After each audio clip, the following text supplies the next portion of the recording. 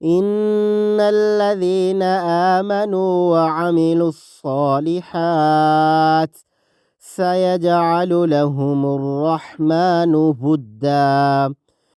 ان بے شک الذین وہ لوگ جو آمنو ایمان لائے و عمیلو اور انہوں نے عمل کیے الصالحاتی نیک سیجعلو ان قریب پیدا کر دے گا لہم ان کے لیے الرحمن رحمان ودا محبت۔ بے شک جو ایمان لائے ہیں اور جنہوں نے شائستہ اعمال کیے ہیں ان کے لیے اللہ رحمان محبت پیدا کر دے گا۔ ودن اور حبن تعظیم اور محبت اور عزت اور تکریم۔ کافروں کے برے عقائد اور اعمال اور ان کے انجام بد ذکر کرنے کے بعد ایمان اور عمل صالح نیک اعمال کرنے والوں پر اپنے انعامات کا ذکر فرمایا۔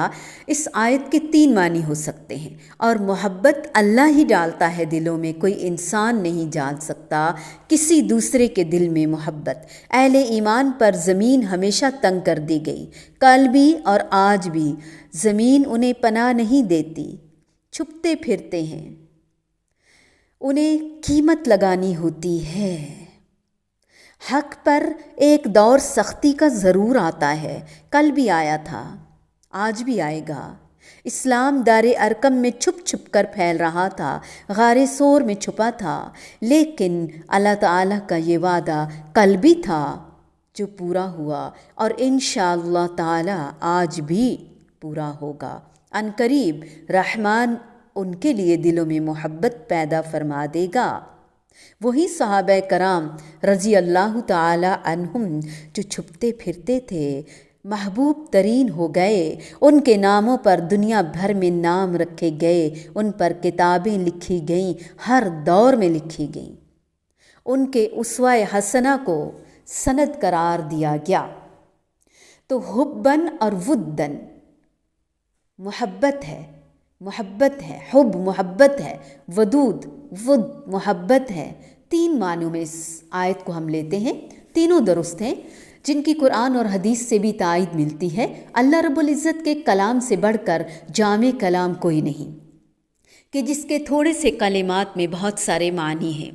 پہلا معنی یہ ہے کہ جو لوگ صدقے دل سے ایمان لائے اور انہوں نے اس دعوے کی تصدیق کے لیے کتاب و سنت کے مطابق اخلاص کے ساتھ عمل کیے، کیونکہ عمل صالح کے 3 اجزاء ہیں: ایمان، اخلاص، اتباع سنت، کتاب و سنت کی اتباع۔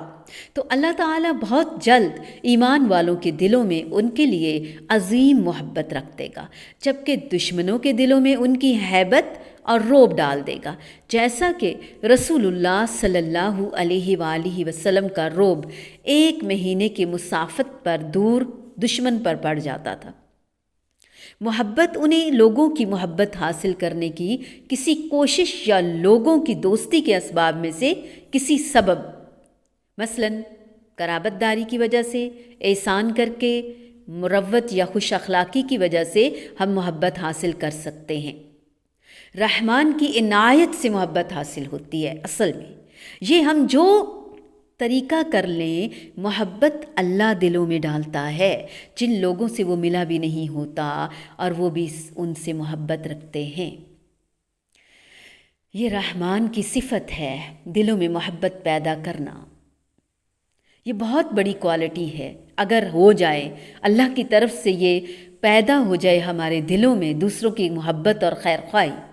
قرآن مجید میں اس کی مثال موسیٰ علیہ السلام کو پوری دنیا کا، مخلوقات کا محبوب بنا دیا۔ وَأَلْقَيْتُ عَلَيْكَ مَحَبَّةً مِّنِّي، اور میں نے تجھ پر اپنی طرف سے عظیم محبت ڈال دی۔ اسی طرح ربنا اللہ، ہمارا رب اللہ ہی ہے کہہ کر استقامت اختیار کرنے والوں کو فرشتے بشارت دیتے ہیں، نحن اولیاؤکم فی الحیات الدنیا وفی الآخرہ، ہم تمہارے دوست ہیں دنیا کی زندگی میں بھی اور آخرت میں بھی۔ اور ابو ہریرہ رضی اللہ تعالی عنہ سے روایت ہے، رسول اللہ صلی اللہ علیہ وآلہ وسلم نے فرمایا، جب اللہ تعالیٰ کسی بندے سے محبت فرماتا ہے تو جبرائیل امین علیہ السلام کو بلاتا ہے اور کہتا ہے، بے شک اللہ تعالیٰ فلاں بندے سے محبت کرتا ہے، تم بھی اس سے محبت کرو۔ جبرائیل امین علیہ السلام بھی اس سے محبت کرتا ہے اور آسمان والوں میں اعلان کرتا ہے کہ اللہ تعالیٰ فلاں سے محبت کرتا ہے، اس لیے تم سب اس سے محبت کرو۔ تو آسمان والے اس سے محبت کرتے ہیں، پھر اس کے لیے زمین میں بھی قبولیت رکھ دی جاتی ہے۔ اور جب وہ کسی بندے سے بغض رکھتا ہے تو جبریل کو بلاتا ہے اور کہتا ہے کہ میں فلاں سے بغض رکھتا ہوں۔ صحیح مسلم میں یہ مزید الفاظ ہیں، تم بھی اس سے بغض رکھو۔ فرمایا تو جبرائیل اس سے بغض رکھتا ہے، پھر وہ آسمان والوں میں اعلان کر دیتا ہے کہ اللہ فلاں سے بغض رکھتا ہے، اس لیے تم بھی اس سے بغض رکھو۔